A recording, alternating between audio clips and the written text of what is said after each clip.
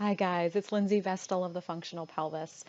I wanted to talk with you a little bit today about what I say when people ask me, what is pelvic floor therapy? What can I expect out of the session? What's going on?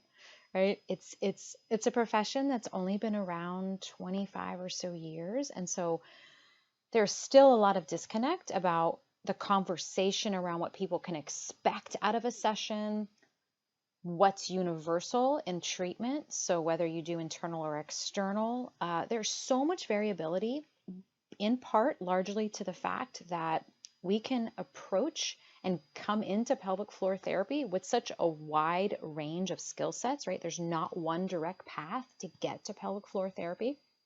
There's not even a universal certification that's required. And while I think that's brilliant, I think it's lovely that we can come from so many backgrounds and have so many skill sets.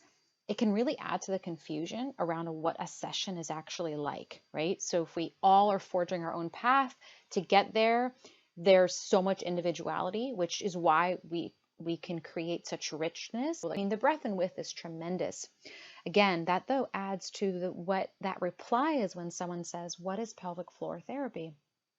So while our modalities and our trainings come from such variation, I think what's universal is that we are going to give them fundamental education about their body.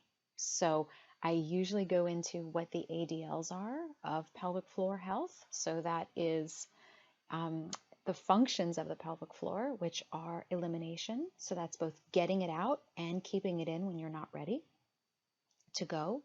It's got a supportive function, right? So the ability to keep the contents of the pelvis inside, but even that goes up much further because the weight of our 8 to 10 pound skull ultimately falls on the pelvic floor, right? That weight is held by the pelvic floor. So it's got a huge support function.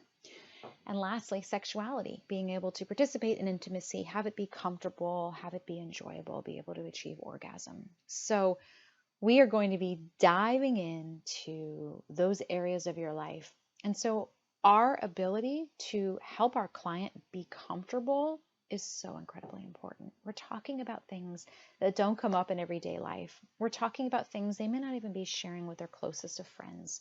So that ability to help them feel comfortable and confident and open to discussing these habits that don't come up with most people is incredibly important. So I'm always willing to speak with clients before they schedule. I feel like even just a brief 10-minute conversation can create a connection, which can put them at ease already before they're even willing to book the appointment or fill out the paperwork. We have that little rapport happening. And then an additional way that I answer what the heck they can expect about pelvic floor therapy, besides going into the 3 functions of the pelvic floor, are I segue into how everyday life matters, how exercise is really important, but making that bridge between exercise and habits or exercise and everyday life can make all the difference in the world. So if I'm speaking to a postnatal mom, I say we're going to go into how you're lifting your baby, right? How you're standing at the changing table. What is your postural alignment when you're washing bottles at the sink, right? And they're like, oh yeah, my back actually hurts when I'm standing there doing that. And so we start to use that or invite them to consider everyday life as an opportunity to better connect to their body. And that is so incredibly powerful, right? That's when light bulbs really start to go off. So it's such an honor to be a pelvic floor therapist. We're really, listening to our clients. We're taking in information that's really sacred to them, and we are incredibly improving their quality of life. It's such an honor and it's such a privilege. How do you capture all of that in an elevator speech, right? I've been talking about 4 or 5 minutes now. So I'm going to now just give you my elevator speech, that quick 30-second snappy reply when someone's like, what is pelvic floor therapy?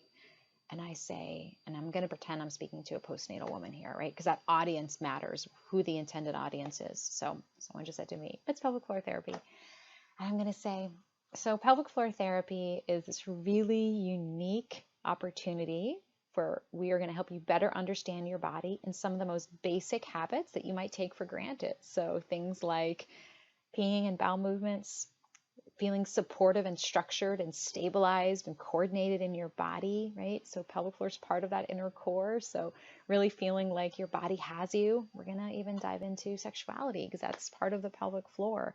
So basically, the things that you do behind closed doors in many cases are the things that we won't really talk about. I'm going to help you with that.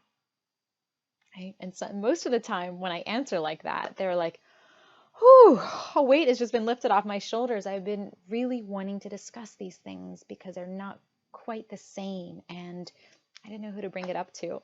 So there you go. There's my quick, snappy, long-winded and short-winded answer to what pelvic floor therapy is. I'd love to hear from you. How do you answer the question? What unique flavor do you bring to your elevator speech of what is pelvic floor therapy? Please reply and let me know. I'm looking forward to hearing from you.